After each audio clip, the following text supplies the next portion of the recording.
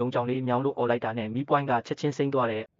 ဒီအဖိုးကြီးဒီကြောင်နဲ့လေးကိုမမွေးခဲ့ရင်ခုချိန်မှာအသက်ရှင်နေပါမလားဆိုတာဘယ်သူမှမပြောနိုင်ဘူးအဖိုးအိုတယောက်ကြောင်မွေးဖို့သွားတော့ကြောင်နဲ့လေးတစ်ကောင်ပဲကြံတော့တယ်လူတွေကံမကောင်းမှုပြောကြပေမဲ့သူ့မျက်လုံးလေးတွေကြောင့်မွေးလိုက်တော့တယ်သူ့ကံကလည်းစိုးပြီးသားကိုအိမ်ပြန်မီးပွိုင်းမီလုံးကြောင်လေးမြောင်းလို့អော်လိုက်တာနဲ့မီးပွိုင်းကချက်ချင်းစိမ့်သွားတယ်အဖိုးကြီးအံ့ဩပေမဲ့တိတ်ကြီးမဆိုင်မိဘူးကားပေါ်ကဆင်းတော့ကြောင်လေးမြောင်းလုတ်ပြန်ရောရုတ်တရက်ထိတလက်ကသူ့လက်ထဲဖြက်ခနဲရောက်လာတဲ့စက္ကန့်ပိုင်းကြာမှမိုးတွေကတေးကြီးမြဲကြီးရွာချတော့တာပဲသူတို့အချိန်မီအိမ်ထဲရောက်သွားတယ်အဆောက်အုံတက်လေကားကပြက်နေတယ်လေကားပဲလဲဖို့လုပ်တော့မြောင်ပြင်စရာရောက်လာပြီးချက်ချင်းပြင်ပေးတယ်အိမ်ကြီးချင်းအစ်စ်တွေရဲ့ပစ္စည်းတစ်တာတွေကသူ့တကားဝမှာပိတ်နေပြန်တယ်မြောင်တစ်တာတွေသူ့အလိုလိုရွှေ့ကုန်တယ်ဒီကြမှာအဖိုးကြီးသဘောပေါက်ပြီးဒါကန်ဆိုးတဲ့ကြောင်မဟုတ်ဘူးကန်ကောင်းတဲ့ကြောင်ပဲပြီးတော့ကြောင်လေးကမြောင်လုတ်ပြန်ရောဒေါ်လာတန်း30တန်ထိပေါက်မဲ့အကြောင်းပြောနေတယ်လို့ခံစားရတယ်သူကြောင်လေးနဲ့အတူအပြေးအလွှားထွက်လာတော့ရုတ်တရက်မြောင်ကသူ့ရက်လိုက်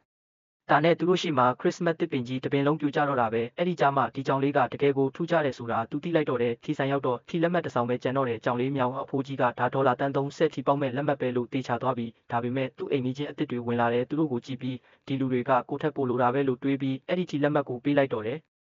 ဒေါ်လာတန်း30တန်ထီလက်မှတ်ကိုသူလိုပဲသူများပေးပစ်လိုက်မှလား